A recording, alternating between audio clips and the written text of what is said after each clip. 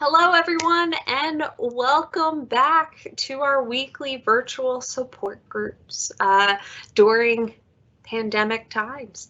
I'm your regular moderator at this point, Colleen Tewksbury. I'm the Bariatric Program Manager. Let me introduce you to our guest for today. So we are very lucky to have with us for our fantastic topic. It is the one that we got the most requests for. It's long-term successes and struggles. We're talking about far out from surgery, a year plus. Really talking about once somebody gets weight, what are the challenges that those individuals are experiencing or the successes? So we have with us today Laura Dickens. She is a bariatric surgery registered dietitian. She's based out of the Pennsylvania hospital location, seeing patients at both the Penn and Washington Square location at 8th and Walnut, but then also seeing patients virtually at this point. So you may have seen her through telemedicine. She's been with us for coming up on 2 years soon, about a year and a half, but she does have a master's of science in nutrition specifically. So she does have graduate training here. Fun fact, and I'm for one am hoping that we get an appearance out of this. During COVID, Laura actually fostered a 2-pound kitten named Bunny, who she helped nurse back to health and later ended up adopting. Bunny is now 7 months old, 9 pounds, and loves to make appearances in all of her telemedicine appointments. I also saw her a little earlier while we were prepping for this, so I'm hoping that you guys get to meet Bunny too. All right, so welcome, Laura. We're excited to have you here. Thanks so much for having me. I'm excited. How often do you end up hearing from patients that they miss certain food rituals from before surgery, right? We talk about like food funerals, mourning certain foods, or Last Supper syndrome before you start a new diet, right? But what about, do you ever hear from patients like, I just miss a certain reaction that I had to food or a certain food I was able to eat before surgery? That definitely happens often. A lot of the patients that I see for their 6-month follow-up, yearly follow-up, I actually had somebody that was really cool. I saw at their 20-year follow-up after bariatric surgery. And they spoke on this topic about how they miss a certain food item, or as Colleen said, the rituals around food. What I ask individuals is to kind of, one, start a food journal to really kind of connect what might be occurring when you're craving those certain food items. So let's say you got a cheesesteak whenever you celebrated something, or you had a certain food item at a certain specific time of the day. I've had patients tell me every single day at 3 o'clock, I have, let's say, a diet soda and a candy bar. This could be pre-surgery too. And I say, are you really hungry at that time? Or is it just something that you're really, you've grown accustomed to and you've created this habit, okay? So what I encourage individuals to do is, one, I'm a big supporter in tracking calories. And I say, listen, if you want to have a cheesesteak, maybe we could try to find a healthier alternative. Okay. So maybe having some low-fat cheese and doing, even if you did do beef, if you can tolerate it after surgery, thinking about your calorie budget, thinking about a time and a place to have that food celebration, or that time that you feel like you can budget those calories in, get your protein in, I think would be helpful. But as I always say, it's important to kind of speak with your dietitian that you had surgery with and go back and have a bigger discussion about it to see if they can guide you. Yeah, excellent. And I teach dietitian students often, and this is one of the things, including with med students or nursing students, this comes up often of, it's not as if you'll ever be told never have a food ever again. If you're ever told that, pick up a phone and call one of your dietitians, right? Because what happens as soon as somebody says, don't have that, you're going to want it. That's just part of human psychology. It's all how much, how often, and where are you doing the rest of the time? And if you are going to choose to avoid a food, it's setting boundaries around that and really setting expectations around it. So absolutely, Laura, absolutely. Now, Mandy here and Regina bring up a really good point for long-term. And I really want to go into the weeds about this, and you can volley this back. I can go into the weeds around some of the research with this. Okay. And you had touched on this as well. Mandy and Regina are talking about they're struggling, losing weight a little bit slower. Another participant here had talked about just feeling hungry. Mm-hmm. What's going on there? What are some of the things surgery's supposed to completely remove hunger? What might be happening? What suggestions do you have? So there's a couple different things. One, it could be stomach acid production is kind of what my understanding is, that I've noticed with patients, if I find that they might not be taking certain medications that they need to suppress some of that acid being produced, they feel this hunger and uneasiness. So make sure you're following your prescription with that, whatever you were discharged home with. A lot of people are on omeprazole or any PPIs or something like that. I find a lot of times it's head hunger. Okay. So it's what you have to remember, you have had these habits. Let's say if you were 50 when you got surgery, or 30 or 65, you've had these habits for, let's say, 65 years. They're not going to change immediately. So that's what I always try to talk through with individuals. You have to be patient. As for that is kind of the head hunger aspect of everything. The other thing, you just might not be eating enough, or eating too much or something like that. So that's why it's also important to really follow the calorie guidelines after surgery. So if you're around 11 weeks post-op, I kind of want to give vague advice here. I don't want to, because I don't know how much you're working out and things like that. But generally, we would focus on you having 600 to 800 calories a day. So if you're struggling, I encourage you to reach out to your dietitian that you kind of work through at whatever hospital, and they can help create a customized plan for you. But let's talk about a little bit about this head hunger, right? So going back to really focusing on some of the food items, you might feel deprived at this stage. Is that something that a lot of people comment with, feeling deprived, or that they experience? You guys can write in the chat box too if you feel this deprived feeling, which creates this head hunger. All right.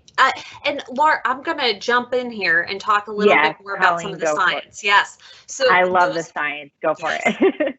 So those of you who have joined us previously may recognize I'm a bit of I'm a social scientist by training. That's what my graduate work is in public health. So with that, I really like to dig into the weeds of behavior theory and then also go back to what's the evidence base say. So let's start off on point one around hunger and what we know about hunger overall. So let's start off with physiological hunger. It's typically caused for most people, one of the hormones that we've been able to drill down on is ghrelin. It's the hormone, we think it's primarily created in your stomach, and it gives you that burning, grumbling hunger sensation. Now, that burning, hunger, grumbling sensation, sometimes in really serious cases, could be a sign, as Laura was talking about, of something like reflux, an ulcer, too much stomach acid, right? Something else, could be a flag of something else. So all of that to say, if you're feeling that really early out from surgery, pick up the phone and call us, right? But after bariatric surgery, well, actually in general, ghrelin production, as you lose weight, exponentially increases. So let me repeat that in a different way. For every pound you lose, ghrelin production, the hormone that makes you feel hungry, should increase. So you should feel hungrier as you lose weight. There's only two things that we know of with that weight loss that will disrupt that. Bariatric surgery, gaining the weight back. That's about it. It's one of the main reasons why it's so difficult to lose weight without surgical assistance, right? Or a surgical tool. So with that, we expect ghrelin production to decrease after surgery for most people. There are some small cases that have been identified showing that it doesn't dip that much for certain people. But with that, so does satiety for most people.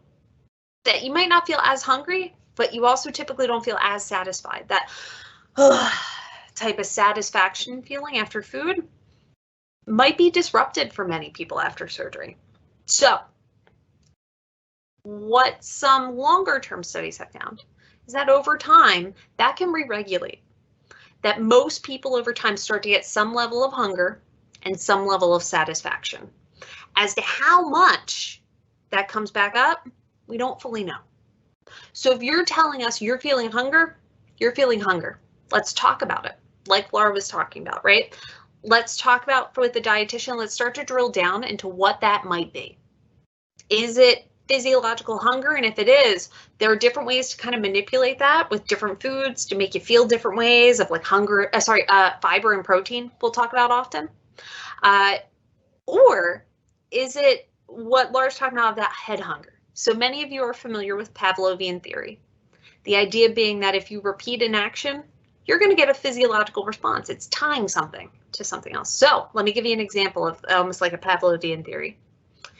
If you spend months that every night, 7 o'clock, you sit down in front of the TV, you turn on your favorite game show that's on at 7 o'clock for most people, and eat a snack for a very long time. If you try to break that bond, next time that you go to sit down at 7 o'clock and watch your game show, we would expect your body has been trained to expect food at that time. You are likely going to feel hunger, whether it be head hunger or physiological strong hunger at that time. So it is real. Now let's shift over real quick and talk about what can you do about it. Andy here has a phenomenal comment that I want to pull up to everybody's attention. Food journals. Why do we talk so much about food journals? It is not to grade yourself. It is to learn more about yourself, to track your hunger, track what you're feeling, track what you're eating, and what are you worried about? And are there any patterns, right? Are there certain foods that make you feel more hungry or less hungry? If you notice changes in your weight, you can go back through and see what might have caused that. We'll hear often like, that day's done, it's over with. I don't need to look back at it. I don't need to track it. And to an extent, right, there may be a time and a place for that, but we want to caution you that high likelihood a day like that's going to come back again. It's all about looking at what happened, how did it happen, and what can you do next time to try and change that. So all of this to say, hunger is real. Whether it be head hunger or physiological hunger, the approach is really drilling down for you individually, especially once you get to long term. So you pick the phone and call a dietitian. So to that point, Laura, let's shift over because I went into that monologue there for a little bit. That's okay. That was great. So with that, let's say you have someone, we have a few people here that are further out from surgery, right? Years out from surgery. Some might be doing well, some might be struggling. Someone comes in, they haven't seen us for like years, right? They're coming back in just to check back in again. What are some of the things that they could expect if they come in to check with a dietitian when they haven't met with one for years? That's a good question. I am crazy about the vitamins. Okay, so the vitamins are the first thing that I'm going to bring up. I'm going to say, remind you to get back on track with taking all the appropriate vitamins because you have that restriction. You can't get as many nutrients from food. And after surgery, you have a higher demand for a lot of different vitamins and minerals. Okay, so that's going to be the first thing. The second thing I'm going to ask you about, kind of to give me a rundown of what you're eating, if you're tracking, not to kind of scold you, it's just for me to help you get back on track and kind of explain the rationale of why it's so important. So what I always like to tell individuals is I don't like to just tell you what to do. I like to explain why it's so important and why it would be really beneficial. I would also talk to individuals about exercise. I see a lot of success when patients track their calories and they exercise. And I know I have some of my patients on here tonight that I was telling them to come on for the support group. And they know I always say exercise and tracking the calories are extremely important. I'll also ask kind of if you're having any nausea, vomiting, things like that to make sure there's no other issues going on. And we'll talk. I always say, tell me about the positives, tell me about the negatives. Let's kind of focus on the positive things that you're doing and let me help you kind of overcome any obstacles of what you kind of been struggling with. So that's typically how I go about my follow-up visits with patients. And if you're having trouble, sometimes I'll say come back in 3 months or come to a support group. We'll come up with a customized individual plan for you to make sure that you're back on track and successful. And the patients who follow up regularly have the most success. All right, excellent. And we have a comment in here that I want to elaborate more on. So we have a comment here from, I want to make sure that I get your name, Katie. So mentioning that snacking in front of the TV is just such a hard habit to break. I'm going to go into the behavior weeds here for a second again. So with breaking habits, let's talk about making and breaking habits and what do we know from a scientific standpoint. Oftentimes you'll hear this idea of like 21 days to make or break a habit. There have been so many studies trying to assess how long does it take to build a habit over time. What's the key to it? We don't really know, or how to break a habit. We don't know what the minimum amount of time is. What we do know is repetition and trying out different strategies to help you work through that like hurdle, I guess, or that barrier is key. For some people, a week or less. Others, it takes them a few weeks. Others, over a month. But we do know that you are able to break through that habit with trying out different strategies. So for some people, it's distraction, especially if you're trying to do something with your hands. People will oftentimes like pick up like knitting or something like that because you're looking to actually just do something. So there are lots of different strategies. There are other behavioral health strategies to try out when you are in the middle of a craving. But we do know that there are ways to be able to get through that and break through that habit. So thank you, Katie, for bringing that up. That's an important part of this topic, right?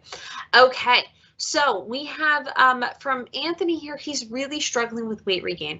He's 17 months out from a sleeve. Is really struggling with significant weight regain. What's step one for Anthony here, Laura? Come up with a plan.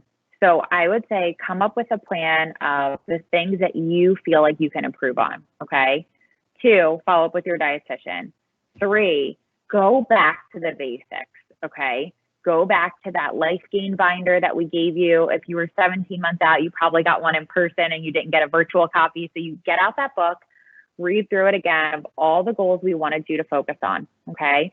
I've had many patients send me my Penn messages, say, I'm having trouble with weight regain. I'm scared to come back in the office. Come back. We just want to see you. Seriously, we want to be able to help you. So come up with a plan. Figure out where you might be going wrong. Are you skipping meals in the morning in the earlier part of the day again? Because if you skip, it kind of has a funny way of coming back in the end to cause you to be hungrier at the end of the day. Are you getting enough protein? Start asking yourself some of these questions, okay? Start tracking your calories, making sure you're getting enough fluid. So are you drinking 48 to 64 ounces of fluid, 0 calorie fluids? Go back to the basics. I want to pose a question to everybody that you guys put in the chat box. If you have struggled with weight regain, what are some encouraging words or different things that you found helpful for yourself that you can give to Anthony? Yeah, excellent, Laura. And if you don't mind, I'm going to add to that as well. Yeah. I want to call out what you had just done there. You asked a lot of questions, right? And that really speaks to 2 different things. So one is, again, I say this in almost all of our support groups. Please don't guess, don't Google, call us. That's what we're here for. My Penn Medicine message. Message us, have a discussion. And the reason being is because you heard all those questions that Laura just asked.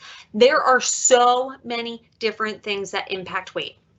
So many different things, right?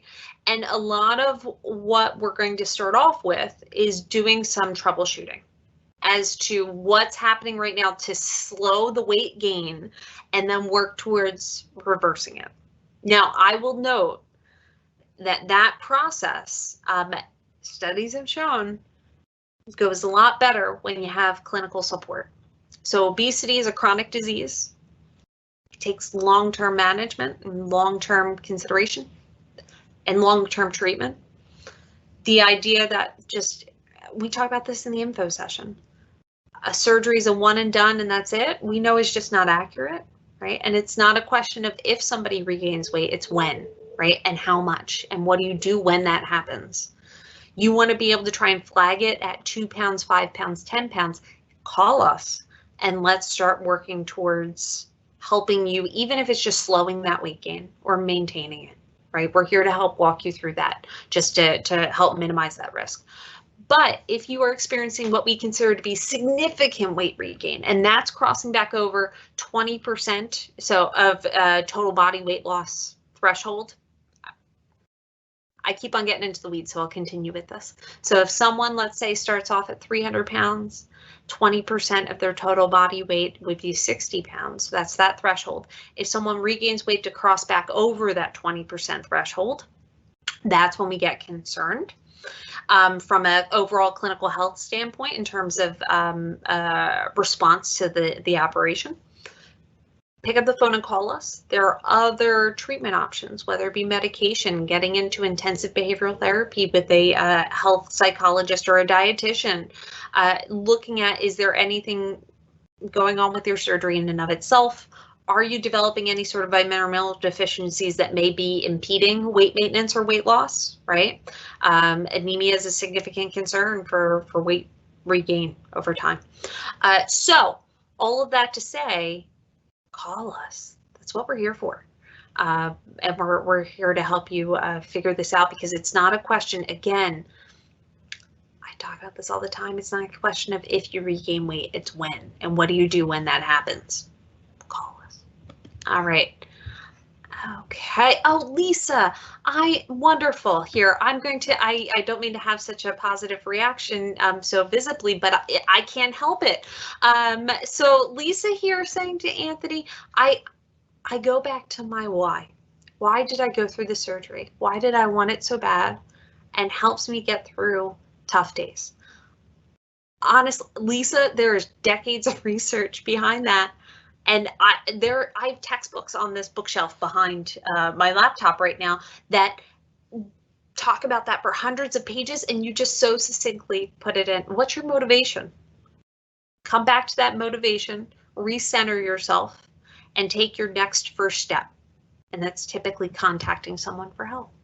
Awesome, Lisa. Love it. Love it. Okay. So we have... Jay is saying that what she found helpful was a motivational wall in front of her desk where she spends most of her time, whatever's in your eye view. Excellent. Laura, are there certain things that you've found that other patients say works really well for them when they're getting into just the long-term? We oftentimes talk about this in terms of success or failure or right and wrong, and that kind of implies that there's an end to this. There's no real end. Is there anything that you've heard from patients long-term out that really resonated with you for their approach? I've had recommendations that patients have told me that have been really helpful. So I had one person that kept eating the same food item that was like in a package. So let's say it was like mini Snickers. And they were like, I'm not eating that many. But then over time, we recognized that it really added up. I said, start to keep a sandwich bag. Clear sandwich bag, and start putting the wrappers in. Recognize at the end of the day how many that you had, really bringing awareness to it. Same with if you're having, let's say, I don't know, a lot of soda, full sugar soda, bringing awareness to that again. What are some other things that patients, my favorites, if they're going to be a grandparent and they are excited, so they want to lose weight. So it's finding that motivation again, which is really helpful. I find that patients find a lot of motivation again when they get around the annual time of their surgery. So big life events. Excellent. All right. Think of what other ones. Yeah, that's all I got right now. No, those are all great. And I want to, again, I'm here to put punctuation on many of the things that you were saying. So I heard stimulus control in there, of having a visual reminder of how much are you eating as you are eating it, especially when it comes to snacking, which I'm going to put a pin in, we'll come back to. But absolutely, those are fantastic ideas, especially around your surgiversary, as we often call it, of having time points or days or, significant life events to have your check-in with yourself. Absolutely love it. So let's come back to snacking. I think it's really important that we come back to snacking when we're talking about long-term follow-up after surgery. So the data around what are the strongest predictors of somebody regaining weight over time and what are the things you can focus on. Now, I will add, we don't have a lot of really high level science around this. So with that caveat, but this is what we do have info on.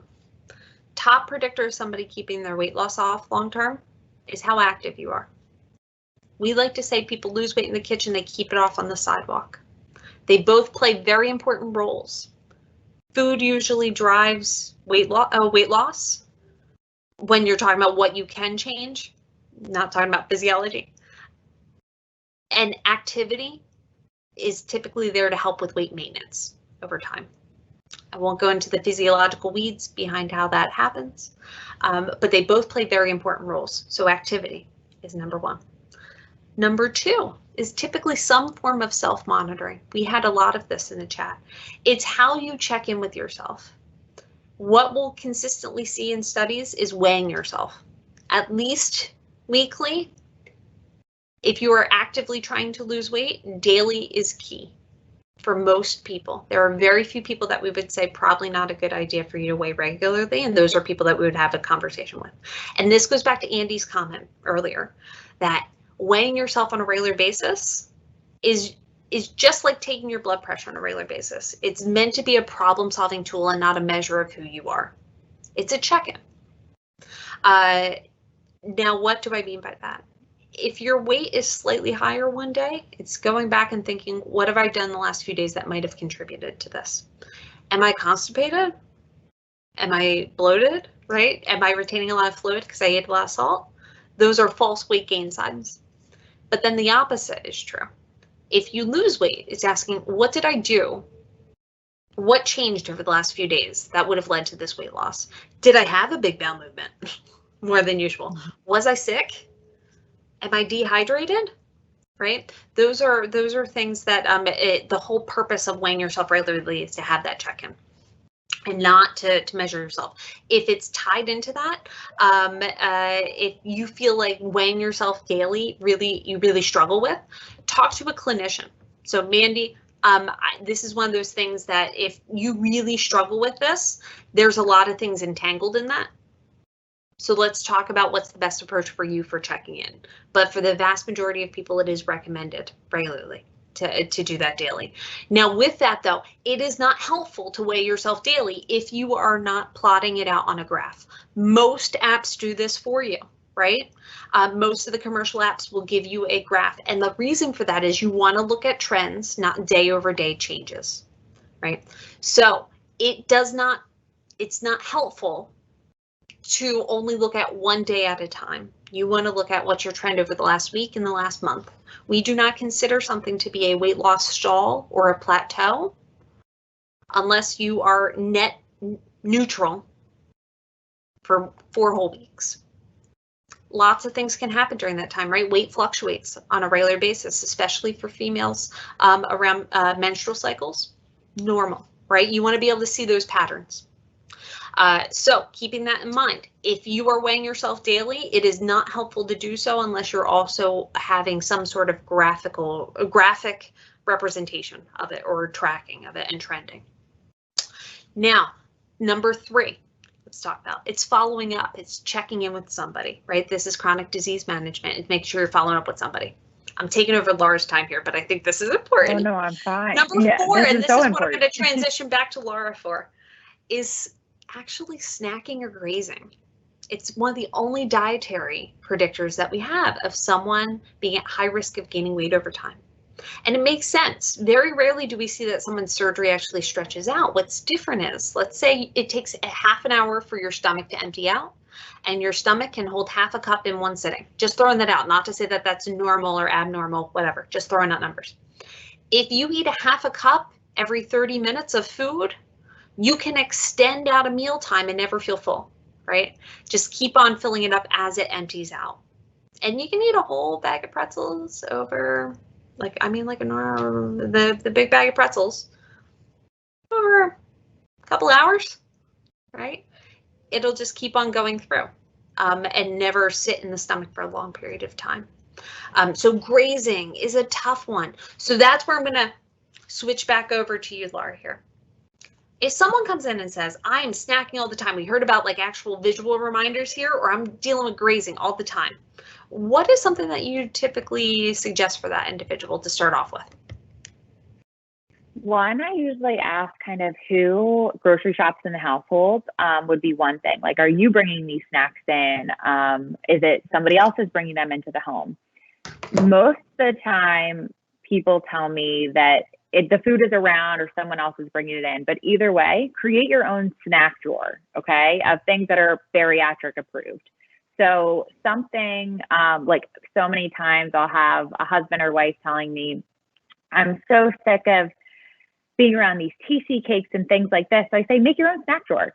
Have your own separate area and focus on things that we have taught you. So aiming for snacks that have at least 5 to 10 grams of protein, because protein, again, is going to take you longer to digest. I always say your stomach is kind of like a reservoir, okay? It holds food just like water is held in a dam. So as the food is coming through, the protein takes longer to kind of come out and be processed through your stomach. So focus on high protein. It keeps your blood sugar stable so that your blood sugar isn't spiking if you were to have some of those pretzels or juice, for example, okay? I always say spend calories like you were to spend money or like a budget, right? You want to invest in something that's worthwhile, okay? So something that's high protein, fibrous, as Colleen was talking about, such as like an apple with the skin on it with maybe some peanut butter, okay? So having snacks like that, pairing snacks with protein and fiber.